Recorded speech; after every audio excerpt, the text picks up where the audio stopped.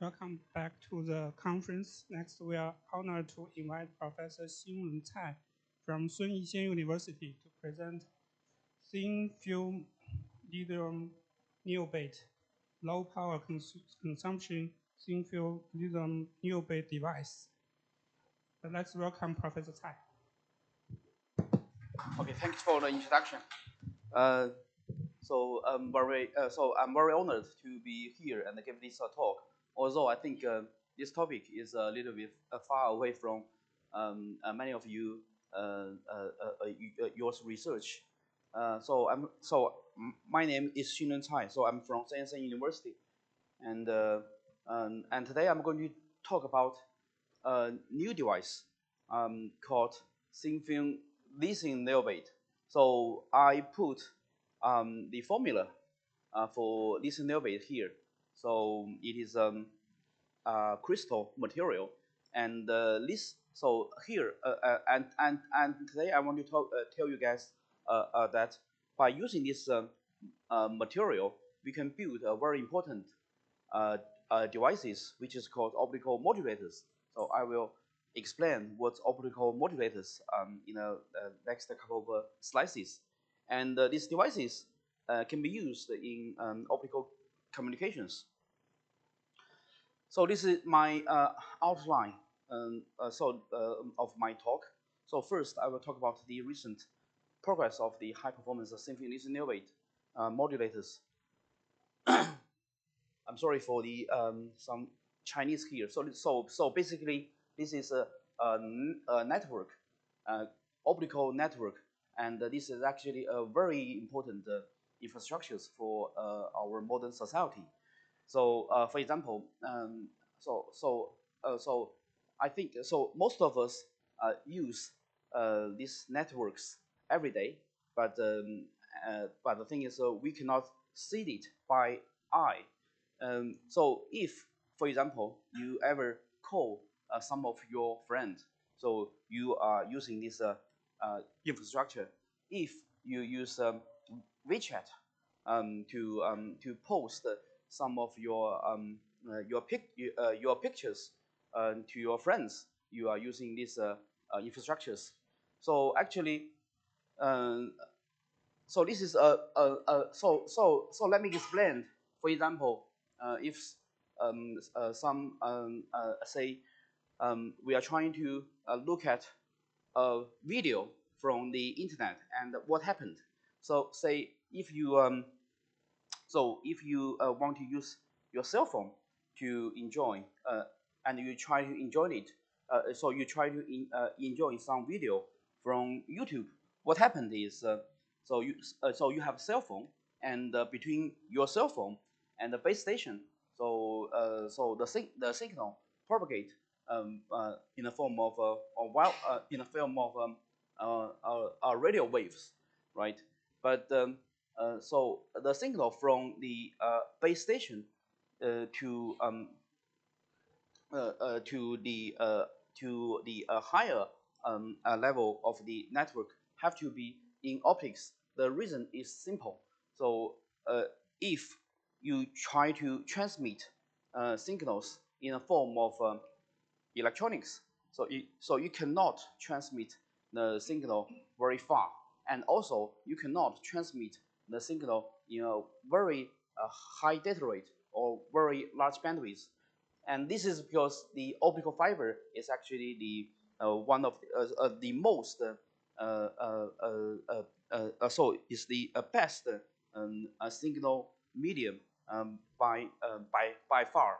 So so the signal will, so after the base station, the signal will be transformed into optics, and then the signal are transmitted in this network, and so say the the signal will goes to the data center, for example, built by YouTube, and then the the data for the video you required will also be transmitted back by this network, and and then from the base station, the signal will be transformed back from optics to electronics and to your mobile phone. So basically, this is the way that the optics work.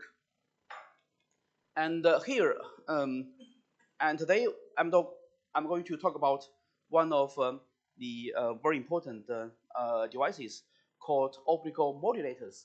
So optical modulators is the devices that actually transform the electrical signal into optical signal. And so the way this device work is that so we have a laser which actually emit light, but the light from the laser does not carry any information because the power of the laser is stable. And so the input of the so the laser so the input of the laser are coupled into these optical modulators. And then so there's an electrical interface for the electrical signal in these optical modulators. So the electrical signals can either be in a digital form or the analog form, will be input from the RF um, interface of these optical modulators, and then the signals in the electrical domain will be imprinted into the optical domain. So after these optical modulators, the output of the modulator is actually the optical signals. So it's actually the optical power with signals. So the signals, say for example, the one and zeros will be transformed into the high power and the low power of the optics. So it's like so if I turn turn on and off of this laser, actually what happened is so the signal of my pressure are transformed into the power of the optics, and then the optical power can be transmitted by optical fiber. So by far, optical fiber is the best medium to transmit signal. Why? The reason is that so first the loss is very good. So the loss for the fiber is around 0.2 dB per kilometers, which means so if you transmit the optics in the fiber for like 100 kilometers, so the loss of the power will be 20 dB, which is which is very good compared to the cable. And the other nice thing about this optical fiber is that so for an electrical cable, if so the loss for the high frequency are much worse than the loss for the low frequency. For example, if you want to transmit a data rate of one gigabit per second using cable, so the loss is very large. Maybe you can only transmit it to several tens of meters. But if you reduce the data rate or the bandwidth of the signal, so the loss are much smaller. So the distance can be the transmitting distance can be much faster. But the nice thing about the optical fiber is that so if the signals are transmitted in the form of light, the loss is the same. So it doesn't matter whether the data rate is 100 megahertz, 100 megabyte per second or 100 gigabyte per second. So the loss is the same. It's always 0.2 dB per centimeters. So this is the nice thing about the optics. So in the end of the fiber, so the optical signals are transmitted back to electronics by a photo detector.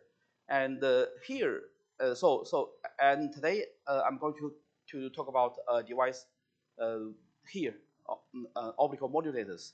So an ideal optical modulator have to be features the so first the halfway voltage have to be low. So the halfway voltage is a voltage that, so if I applied a certain voltage into these modulators, the light can be changed from on to totally off. So that voltage is called the halfway voltage. And apparently, the smaller this value is, so the power you need to consume to make this device work is smaller. And also, so the modulation bandwidth, which directly determines how much data rate you can make this device work. So that's also very important. And also we need to so we want the optical losses from this device is very small. And which means if we want to turn on the optical modulators, we want the light, the loss of the light is as small as possible. And also, we want the device work in a very linear way, and this actually related to the physical mechanism, how these devices are made.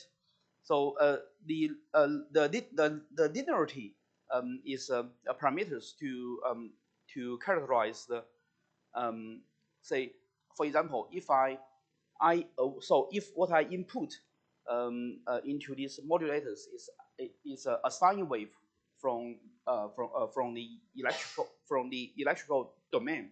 So in the ideal world, what I get in the optics is also a very nice sine wave, but actually uh, uh, some distortion will happen in this process.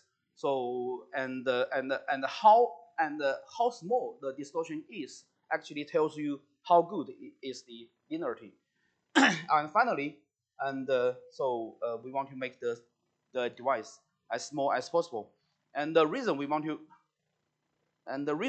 make it as small as possible is because these days our optical links works are built on a device called optical transceivers, and so we can have a look at what's inside these optical transceivers. First, we have a DSP, an ASIC. So from the left hand side of this DSP, so the real electrical signals are inputted, and so if we want to transmit the data from the electrical domain to the optical domain, what we normally have is so the data the electrical signals needs to be amplified by drivers, and then the driving signal are applied to the optical modulators, and then transmitted to the fiber.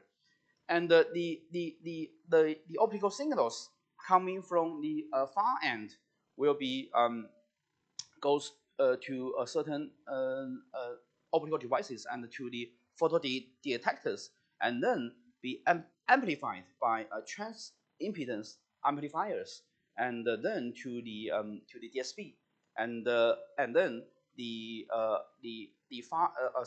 signals from the far end will be transmitted to to the electronics that the electrical equipment can make use of. So these optical transceivers actually performs as a device to both do the conversion from electrical domain to the optical domain, and then convert the signal from the optical domain back to the electrical domain. And these optical transceivers are become smaller and smaller. So and people are talking about how to how to make the optical modulators work in small form factor transceivers, and that's the reason why we want to make the optical modulators as small as possible.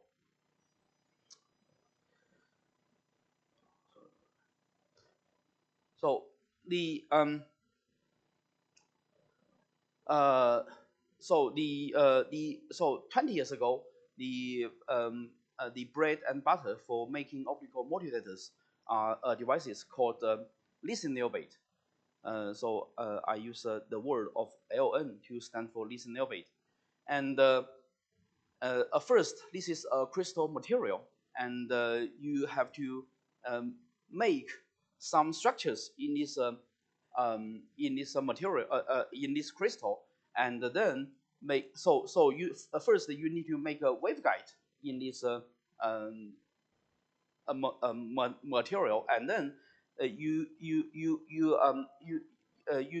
so the waveguide have to be arranged in certain way to make the optical modulation possible. So the key message here is that why people choose lithium niobate 20 years ago is because this material have this so-called Chi2 long linearities.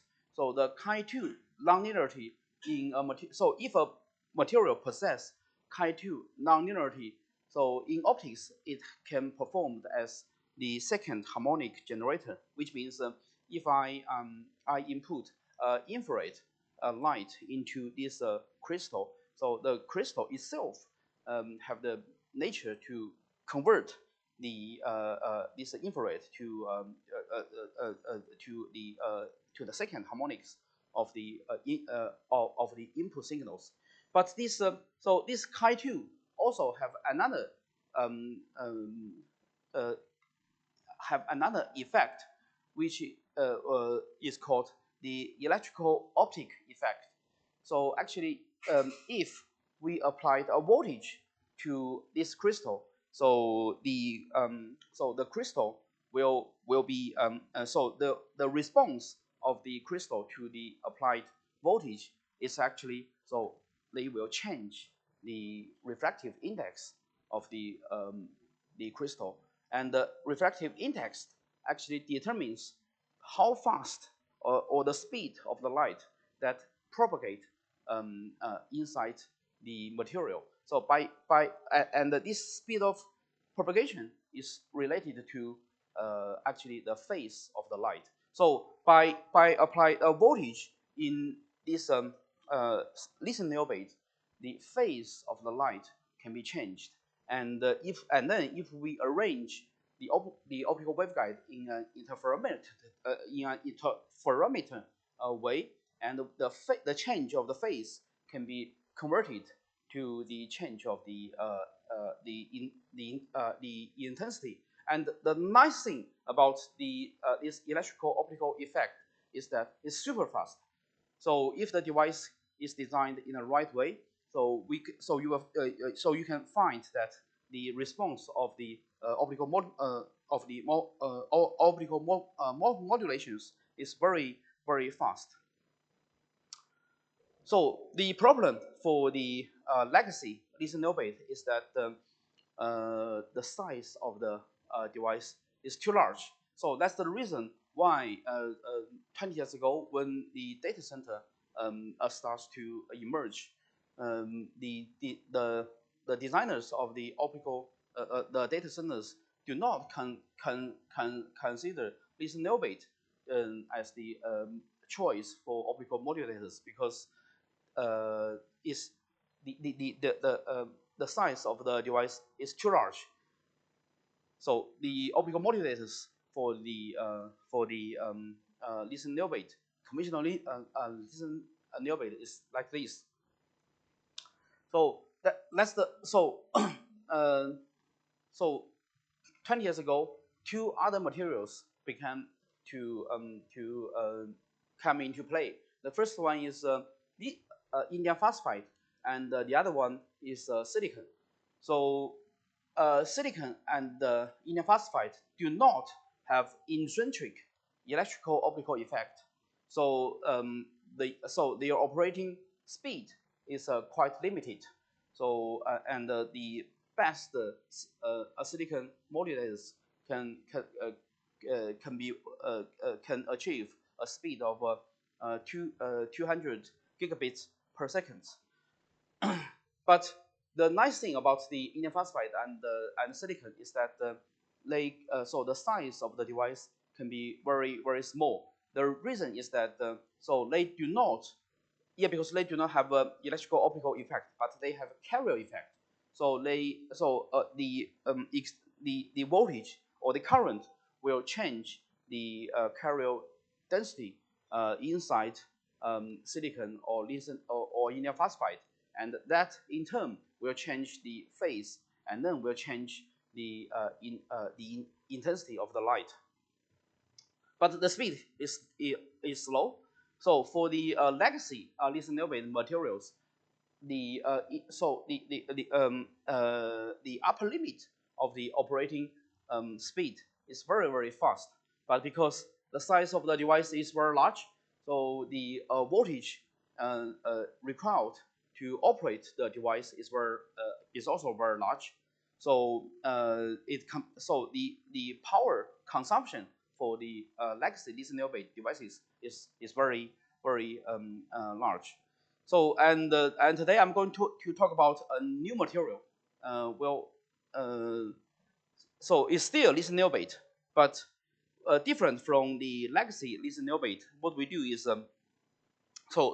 we make a thin film out of the original crystal, and then we put this thin film on on a silicon substrate.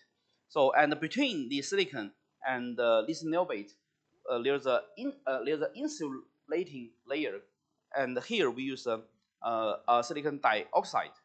So yeah, because the refractive of lithium niobate is around 2.2, and the index of the silicon dioxide is around 1.4. So they have so the index difference in the vertical direction is about 0.8, which is very large if you want to confine the light inside this waveguide.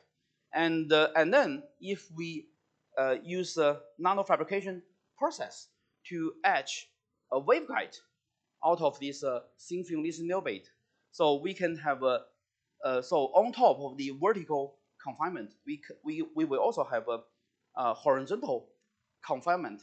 So yeah, because horizontally, so the index difference comes from lithium niobate and L, or if we deposit silicon dioxide, so the index difference is also coming from the difference between lithium niobate and silicon dioxide.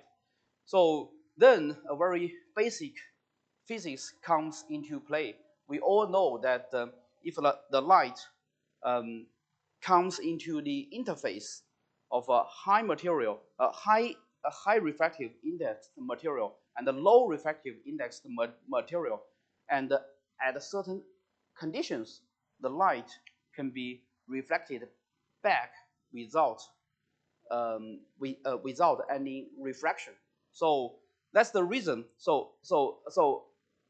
Here in the middle, so this is the largest indexed material. So the light can be confined in a very small area. So compared to the legacy lithium niobate, because there's no vertical index difference, and also 20 years ago there's no nanofabrication process for lithium niobate.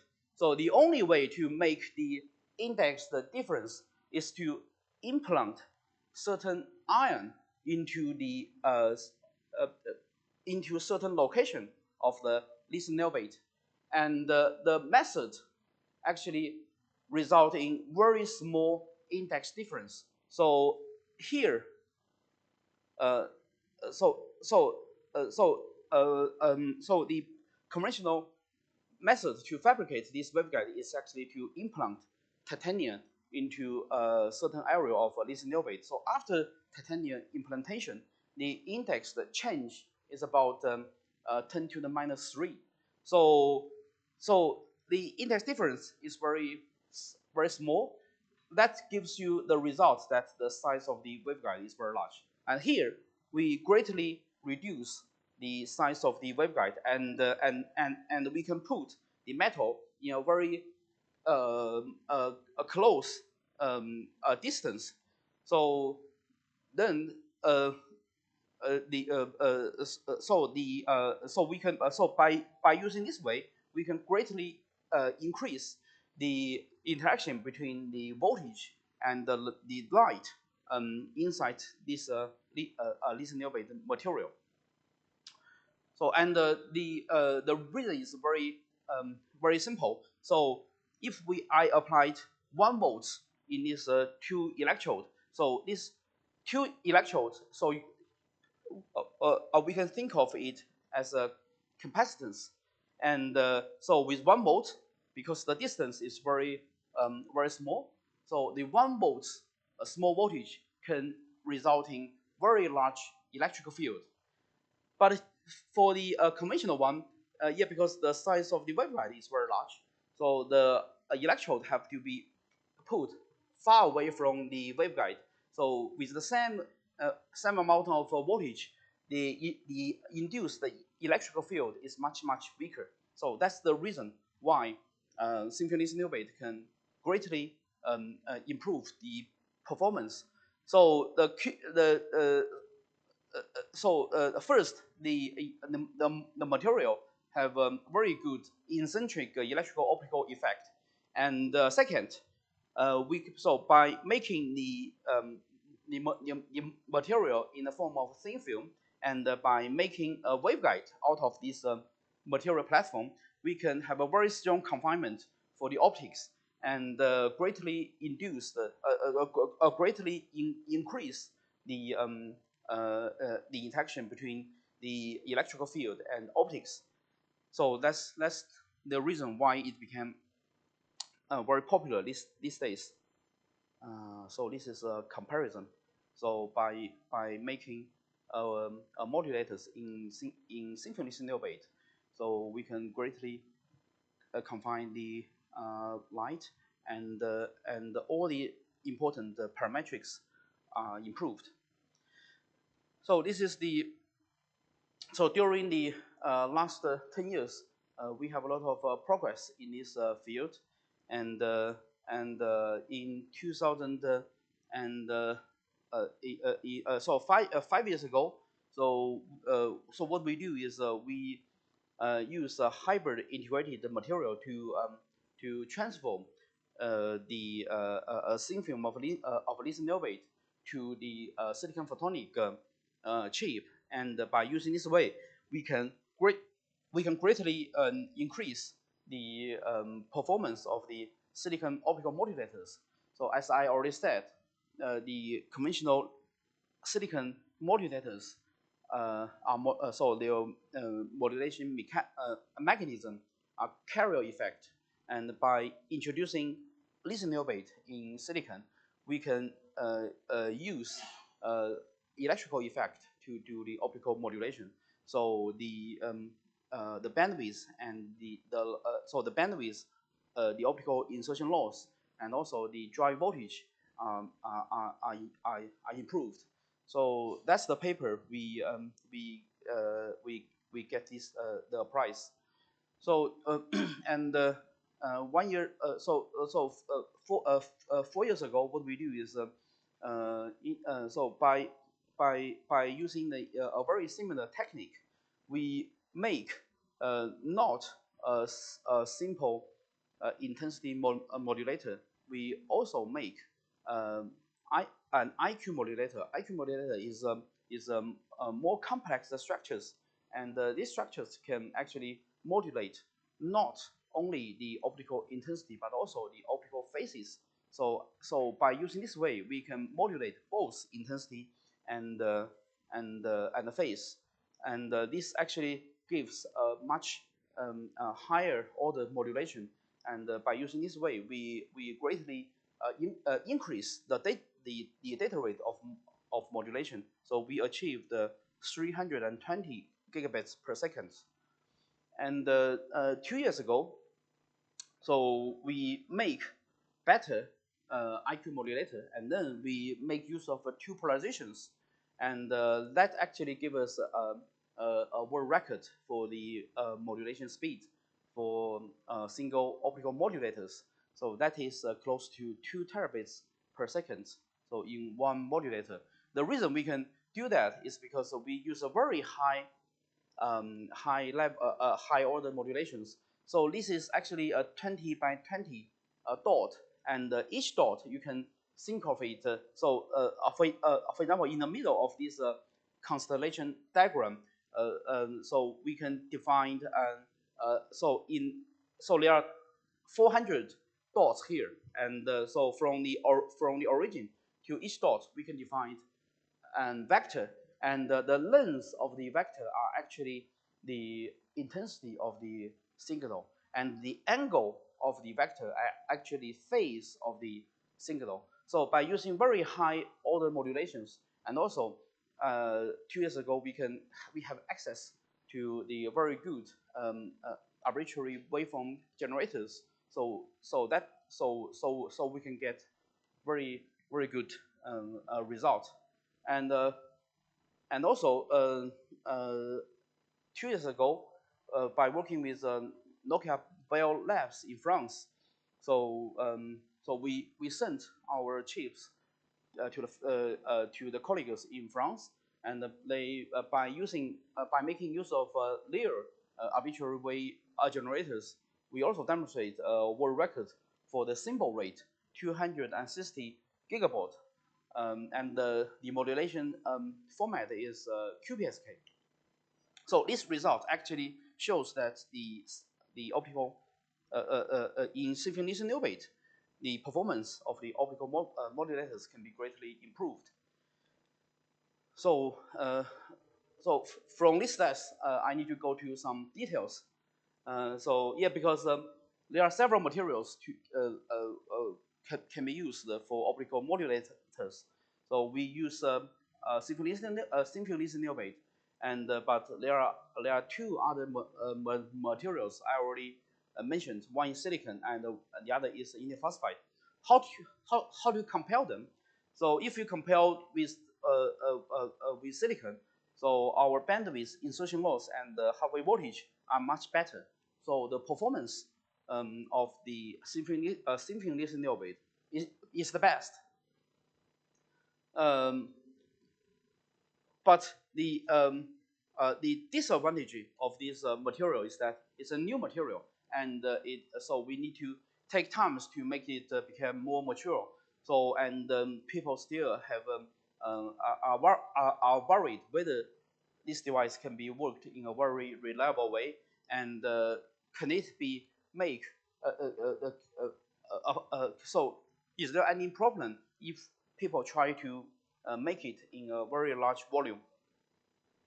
So that's the things we need to address in the future.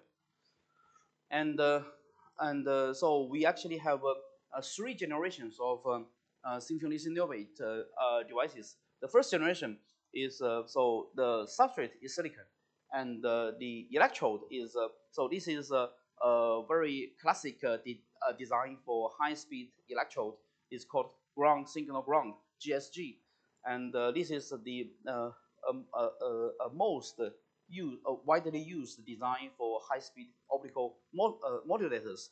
And this is our first generation, and this device can be are ready for production. But the problem for this generation is that the half-wave voltage and the bandwidth performance are actually limited. The reason is that the GSG design in the electrode and also the silicon substrate can induce quite a lot of losses for the modulating electrical signals.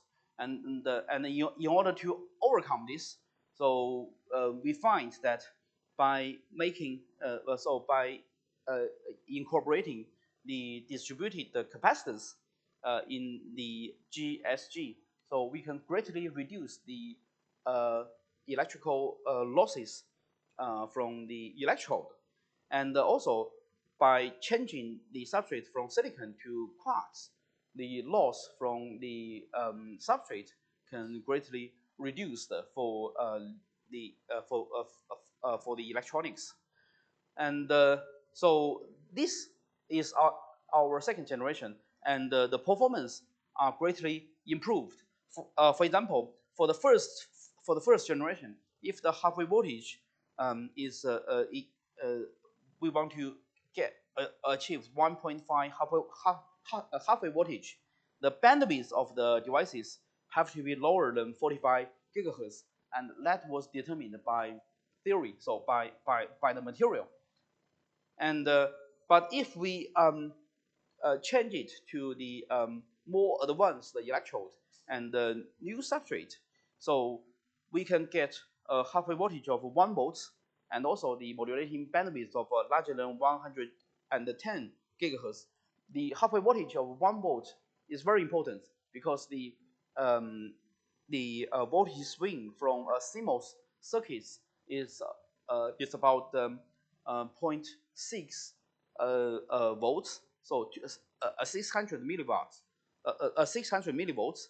And if the halfway voltage is 1 volt, that means our device can be driven directly by the CMOS circuits, and that's the reason for the low power consumption.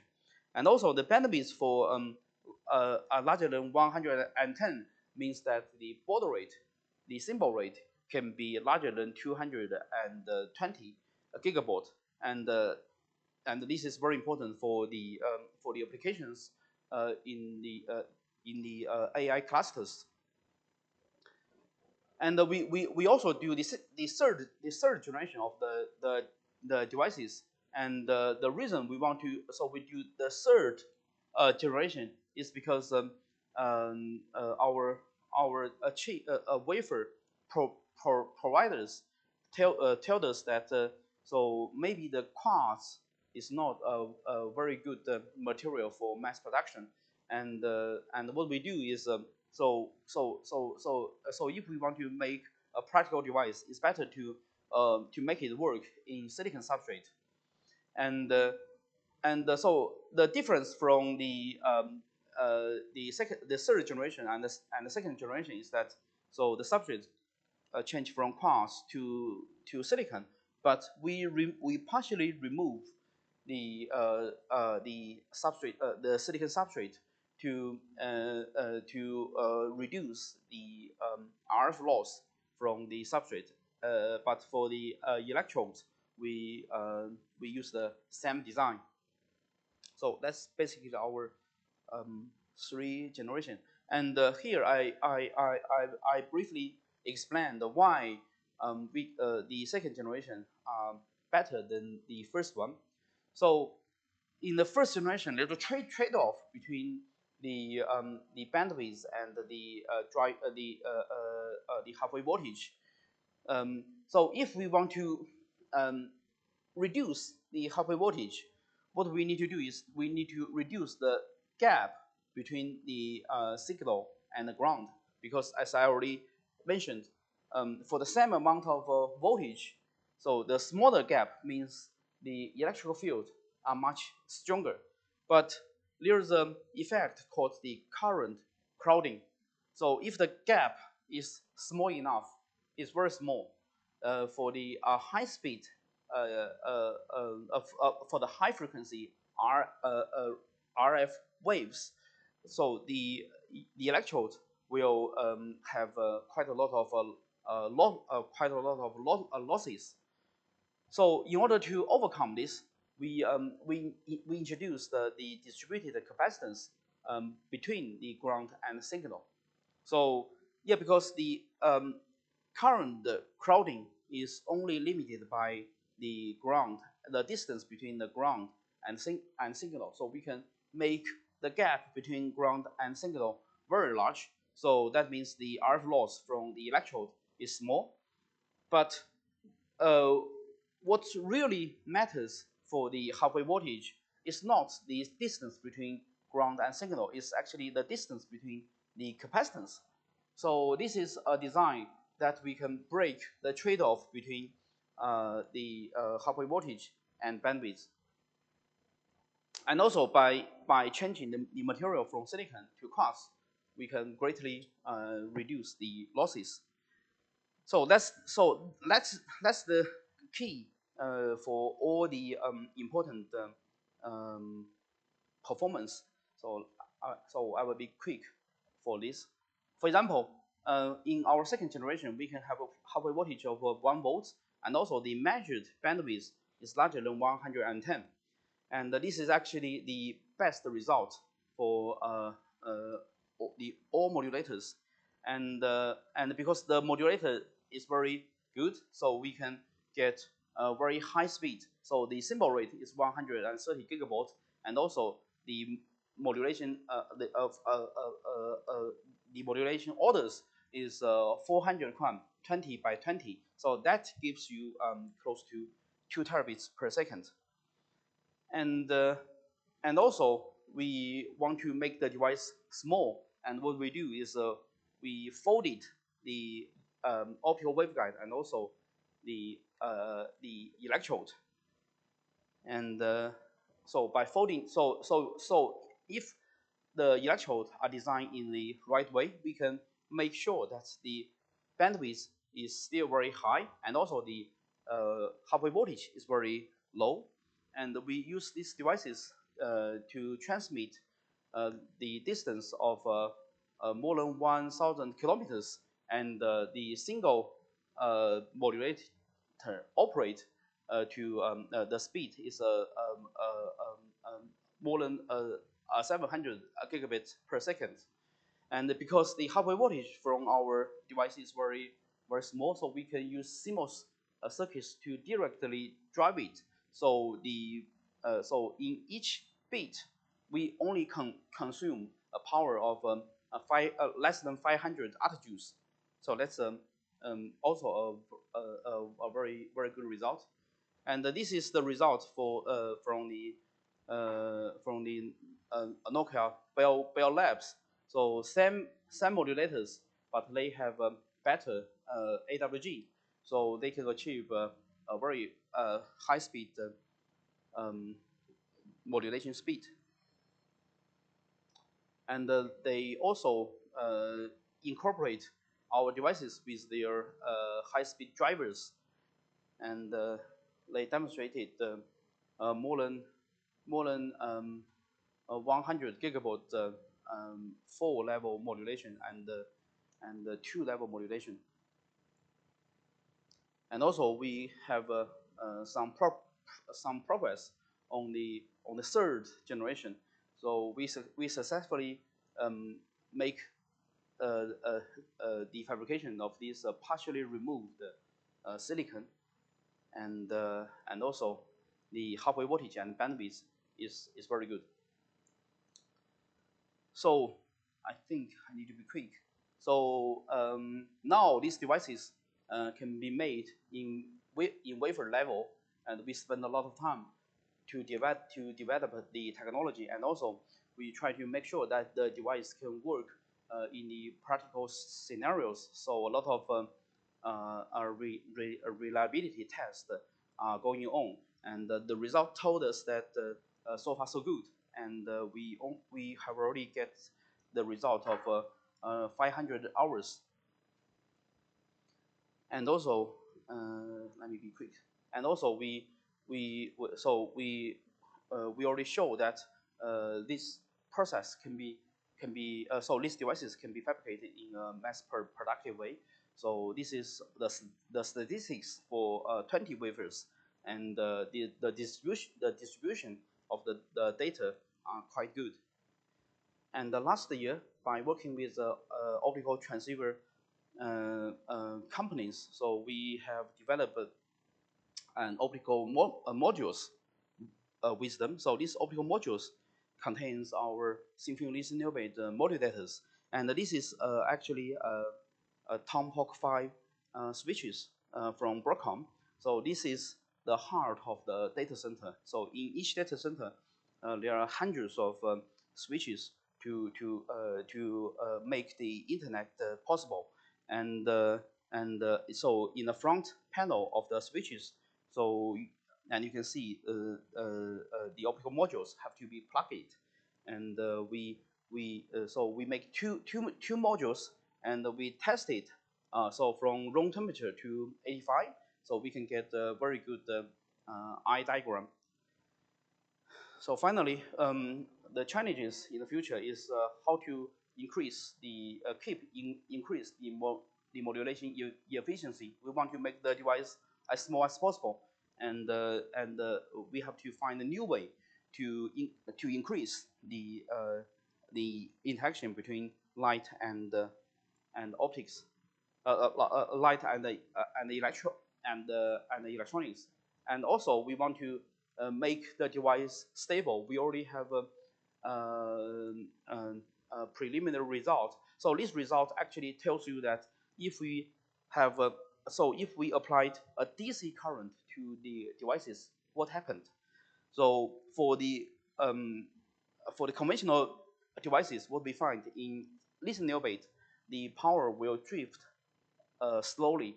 And so in practical devices, to overcome this issue, people have to put closed loop to make the status of the chip stable. And here, I think we think that we might have chance to remove the closed control loop. And finally, we want to do, so what we want to do in the future is to hybrid integrate new materials. For example, in lithium niobate, we can only do optical modulations, but we also want to put materials for light generation, light detection, and in the future, we want to do a monolithic chip for the optics. So that's all for my talk. Thanks very much.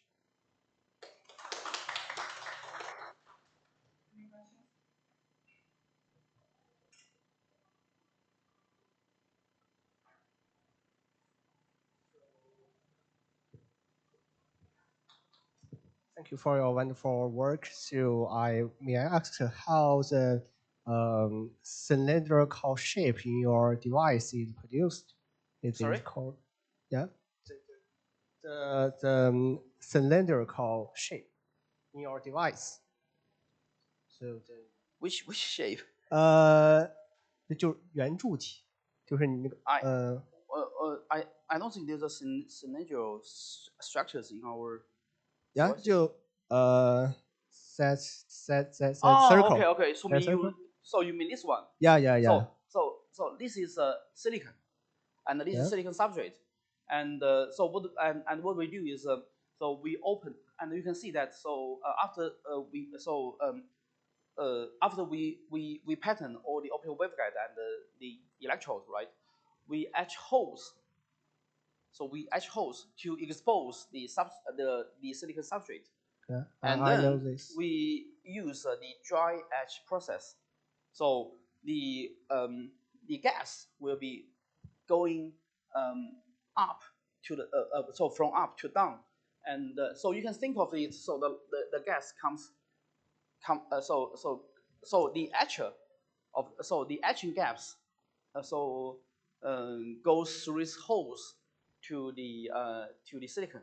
So it's like so this process is very similar to, for example, if we put it into water, and if the water can actually etch the substrate material, and you can see, so that's the profile of the water. So this shape is nonsense.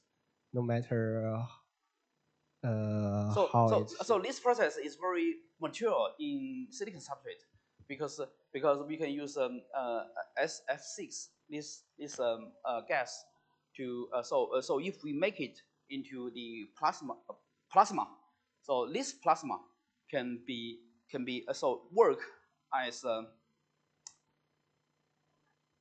liquid that can actually eat the silicon.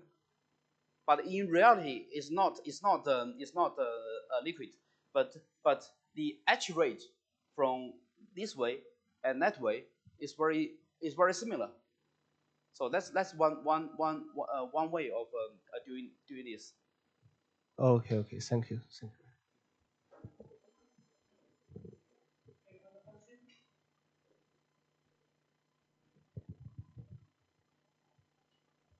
I have a question about how the experts in materials do the research to discover new materials. I'm very curious about this thing because there are a lot of elements and diverse combination of them. How they decide to go through which direction they should find some new material, usable materials. So that's the question I actually ask a million times. So why, for example, so many materials? Why lithium niobate? Well, the reality is a try and error. So I think in so last century, so I think in 1980s, a lot of people in academia and so tries many different materials. And actually, lithium niobate are actually invented, are grows. So this material are so they do not exist in nature. So someone from Bell Labs in the States actually uh, work out this crystal, and then people use it to do many things, and and in the meantime, uh, other materials like lithium titanium or barren titanium, a lot of materials coming out from the lab, and then so I'm not a material guy, so I'm a device guy. So material scientists work out one material, and then I try to make it. So I know how to make a device. So I make the chip and I do the test and see how does it work, right? So if it works, so this will goes to the reliability test. So if it passed the reliability test, maybe the industry will use it. But in the very beginning, nobody can tell. So it's not like some organization, they have a very clear roadmap. So this year, so we will do this. Next year, we will do that. Do that. No, and I was asked a million times. Yeah, because so so why lithium niobate? So I think the answer, so maybe I'm wrong, but I think the actual, so what happened is, so at a certain period of the time, so people in the industry need optical modulators, and then at that time, so a, so a group of people happened to find that lithium niobate can meet the requirement, and then so the industry comes, and then it became more and more mature. Maybe there are other materials which is even better than lithium niobate, but it was not invented at that time, and people does not know it. So, but the industry just move forward. Currently, there are some groups who do some research about to use AI to discover more material. How do you think about this approach? I would be thrilled if really somebody tells that so this material is much better than this niobate. I would be very happy. But the thing is, so AI can tell you the model, can tell you the structure, right? Then you need to find someone else to actually make the material. So but if that works, so so I can try to see if we can fabricate some device out of it, and see